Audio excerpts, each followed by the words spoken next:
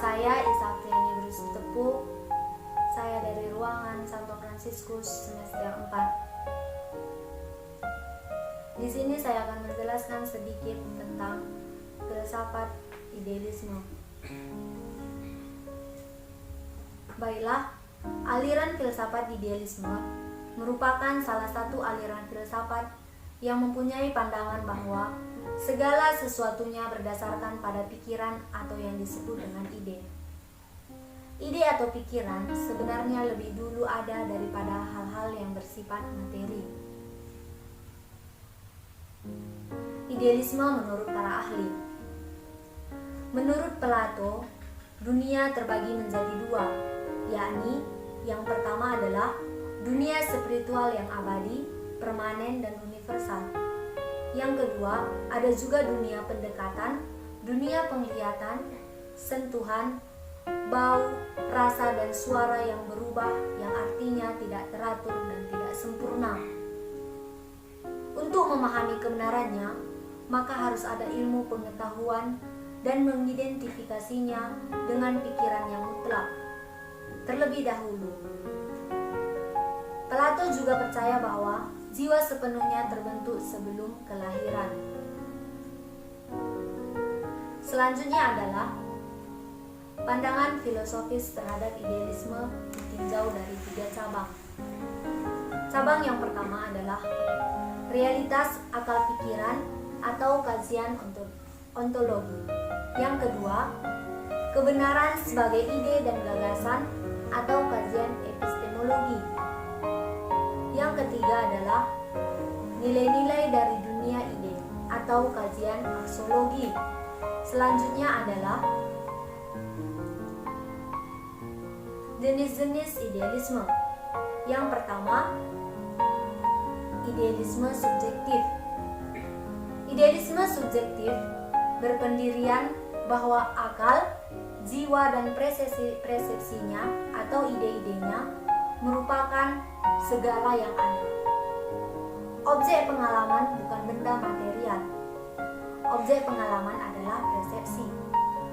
Seperti contohnya, dapat kita lihat seperti benda-benda, yaitu bangunan dan pohon-pohon, di mana bangunan dan pohon-pohon tersebut ada, tetapi hanya ada dalam akal yang mempersepsikannya. Yang selanjutnya adalah idealisme objektif. Idealisme objektif adalah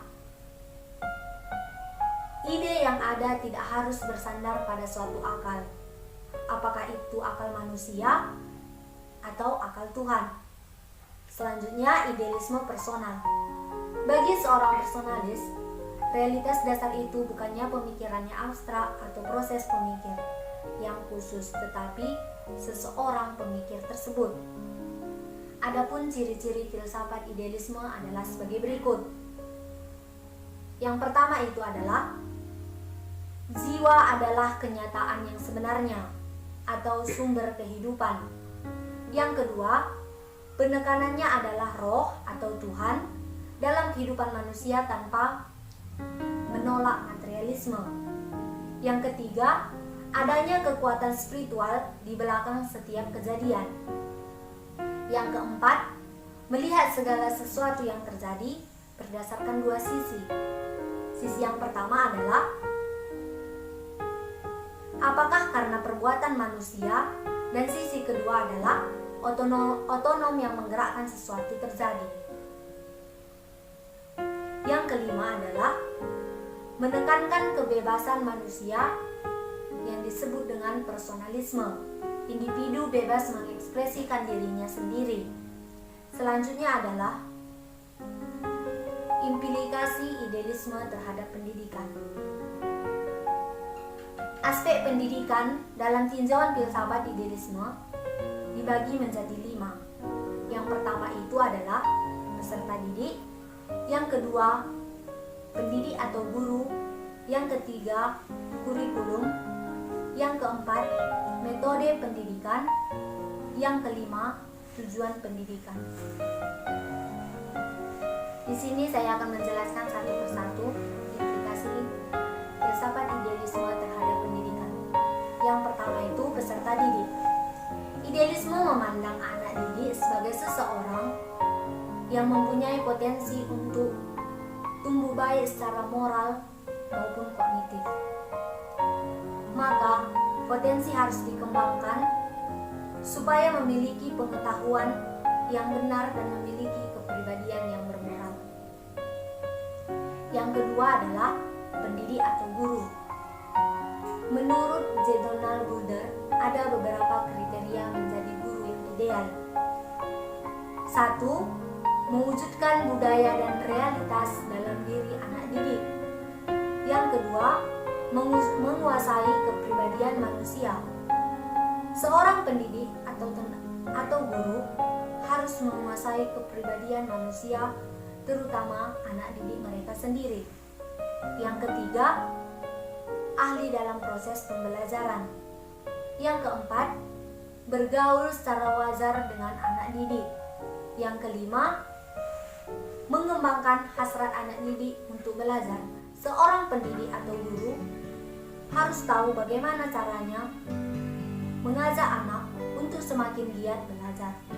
Yang keenam, sadar bahwa manfaat secara moral dari pengajaran terletak pada tujuan yang dapat menyempurnakan manusia. Yang ketujuh itu mengupayakan lahirnya budaya dari setiap generasi.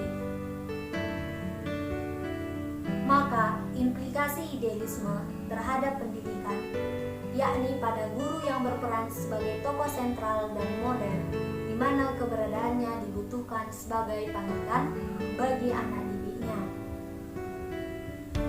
Filsafat idealisme juga menempatkan seorang guru menjadi posisi sentral yang selalu mengarahkan anak didiknya kepada yang absolut. Absolut berarti kepada yang kebenaran.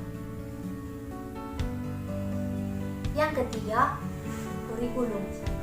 Bagi filsafat idealisme, kurikulum merupakan organ materi intelektual atau disiplin keilmuan yang bersifat ideal atau konseptual.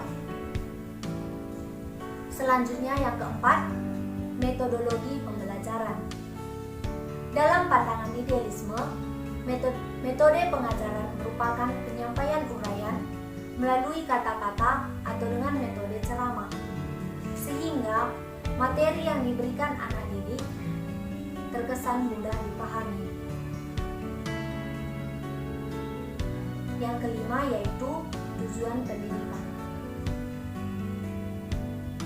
Mencari kebenaran dan hidup dalam kebenaran tersebut berarti bahwa individu-individu pertama kali harus mengetahui kebenaran tersebut.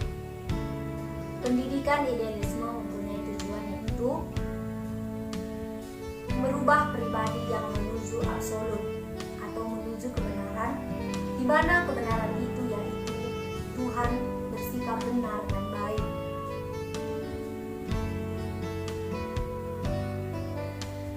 Jadi, dari pembelajaran kali ini, yang dapat kita simpulkan adalah bahwa idealisme adalah suatu aliran filsafat yang berpandangan bahwa dunia, ide, dan gagasan merupakan hakikat dari realitas. Realitas sesungguhnya tidak terdapat pada objek materi, tetapi terdapat dalam alam pikiran ide. Dari kesimpulan itu, kita dapat melihat kelebihan dan kekurangan aliran filsafat idealisme. Kelebihan filsafat idealisme tersebut adalah meningkatkan daya pemikiran dari segi menghasilkan ide yang benar dan boleh dipakai. Kelemahannya yaitu anggapan terhadap suatu nilai atau kebenaran yang kekal sepanjang masa. Jadi, aliran idealisme juga merupakan suatu standar kesempurnaan di mana idealisme adalah salah satu aliran filsafat pendidikan yang berpaham bahwa pengetahuan dan kebenaran tertinggi adalah ide, yaitu mengedepankan akal pikiran manusia sehingga sesuatu itu bisa terwujud atau dasar pemikiran manusia. Idealisme juga beranggapan bahwa yang konkret hanyalah bayang-bayang yang terdapat dalam akal pikiran manusia. Aliran filsafat idealisme ini juga adalah salah satu aliran filsafat tertua. Sekian yang bisa saya sampaikan dalam materi ini. Sekian dan terima kasih.